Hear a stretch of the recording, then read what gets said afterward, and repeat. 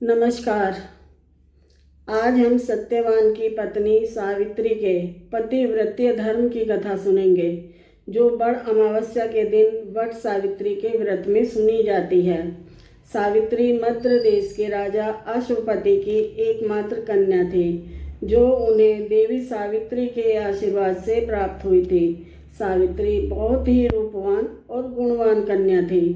सावित्री जब विवाह योग्य हुई तो राजा को उसके विवाह की चिंता सताने लगी, क्योंकि उसके योग्य वर नहीं मिल रहा था।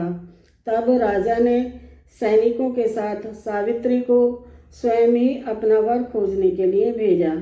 सावित्री अपने वर के खोजने की तलाश में इधर उधर घूमते घूमते एक जंगल में पहुंची। जंगल में उसने देखा कि एक नौजवान पेड़ पर चढ़कर लकड़ियां काट रहा था, जो बहुत ही रूपवान था। सावित्री ने उसे अपने वर के रूप में चुन लिया और अपने महलों को लौट आई।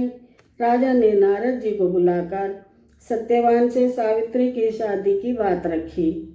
इस पर नारद जी ने कहा कि सावित्री ने जिसे पति रूप में चुना है, उसकी आयु तो बहुत ही कम शेष बची है और वह अपने अंधे माता पिता के साथ जंगल में रहता है। इस पर राजा ने सावित्री को बहुत समझाया और उससे अपने लिए दूसरा वर खोजने के लिए कहा, मगर सावित्री ने कहा, पिताजी, कन्या अपने जीवन में सिर्फ एक ही बार अपना पति चुनती है और मैं सत्यवान को अपना पति मान चुकी हूँ।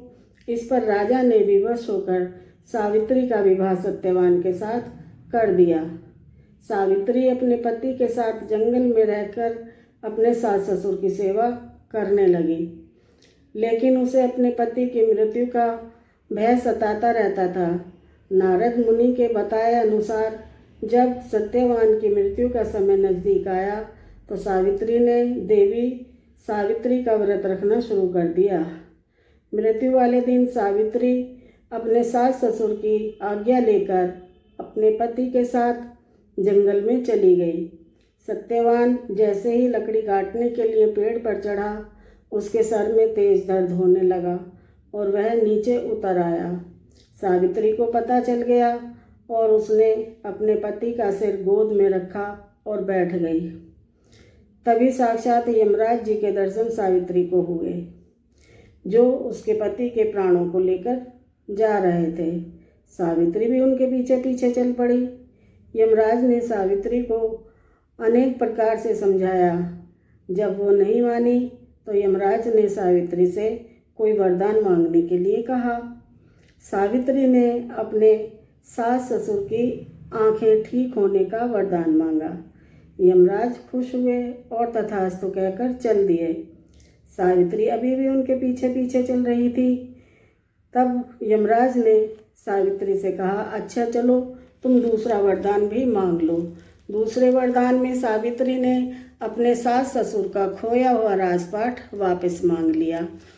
यमराज ने फिर तथास्तु कहा और चल दिए, लेकिन सावित्री तो अभी भी उनके पीछे पीछे चल रही थी।